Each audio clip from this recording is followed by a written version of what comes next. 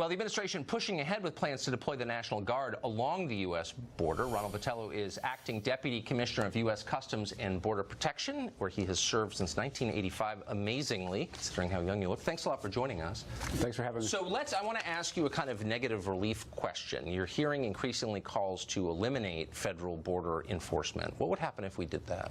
The border's a dangerous place. People are coming up from all over the world through Mexico and other places, and you would have a much different situation in these big border cities if the Border Patrol wasn't there, if the state, local, federal law enforcement wasn't there protecting people.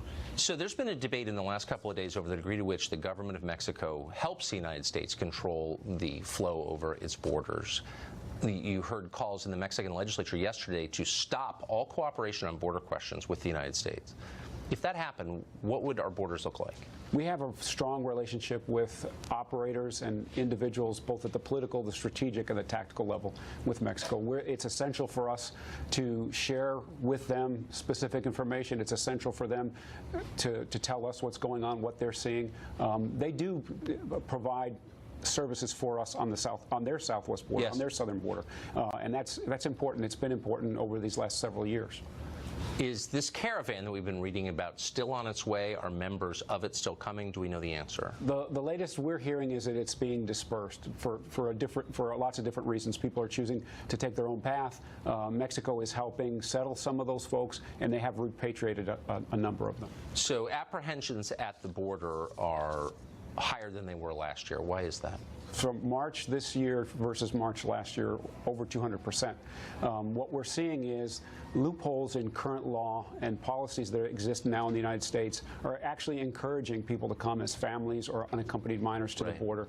There's also an economic the economy's better in the States. Right. And so people are coming for that reason also. But because of these policies and the way the law is constructed, lots of people are coming as part of a family or as a minor, and they're being released into the United States. That encourages more people to take that dangerous journey. That's why we're trying to do everything we can to put our plans in place. That's why this new capacity coming our way we're looking forward to that. Let's say someone comes from Central America, takes the beast across Mexico from Honduras, for example, and makes it to the Tijuana border crossing.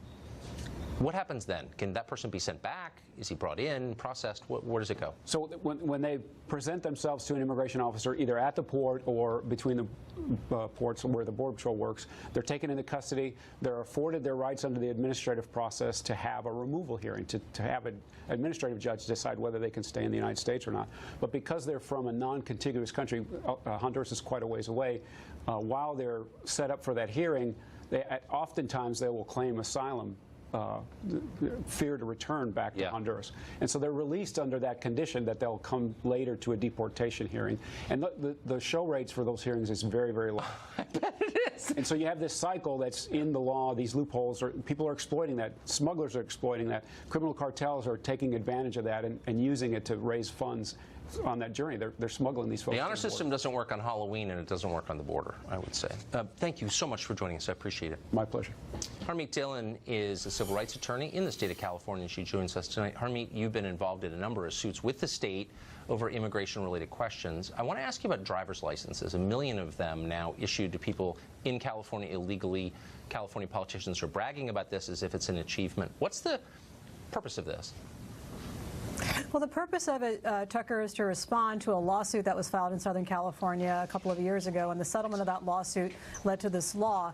And the idea by the proponents of this is that if people have driver's licenses, then we have some information about them. They have to pass the same type of a test as other drivers, and they have to get insurance, et cetera. But in reality, what you have is, I mean, these are people who are self-identifying, and number one thing they have to prove or state on the application is that, hi, I'm not here in the country legally.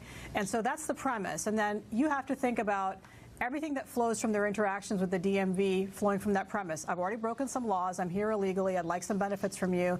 And as we all know, that's a slippery slope. Eventually, they're going to be asking for more benefits, and they're getting them in California.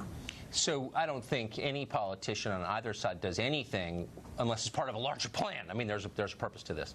What's the purpose to this? It's not about driver safety. Absolutely.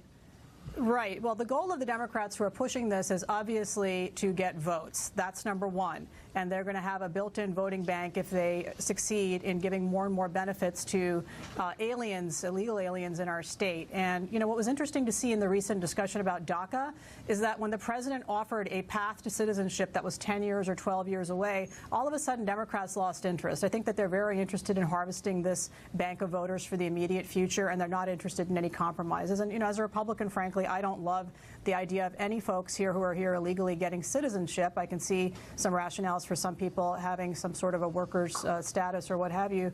But that's really the agenda here. And, you know, the agenda is permeating to every level. In the UC system, for example, we are seeing illegal aliens being granted a reprieve from a $1,000 tuition increase. So if you're an out-of-state student who comes here and pays an exorbitant fee to attend UC Berkeley, you have to pay $1,000 extra. If you're an illegal alien, you don't. So that's an equal protection issue as well. And, you know, who thinks that the DMV is going to be doing a great job of maintaining the sanctity of our voting rolls? That's another thing that's happening, is that we're having automatic voter registration through the DMV. And all you have to do there is simply say, I'm a citizen. It's an honor test. It's an honor test being presented to a population, 7% of which are admittedly here illegally. Well, that's exactly right. Work. And, right. And the whole point of it is to abet voter fraud, obviously. Thank you. Harmeet Dillon, great to see you. My pleasure.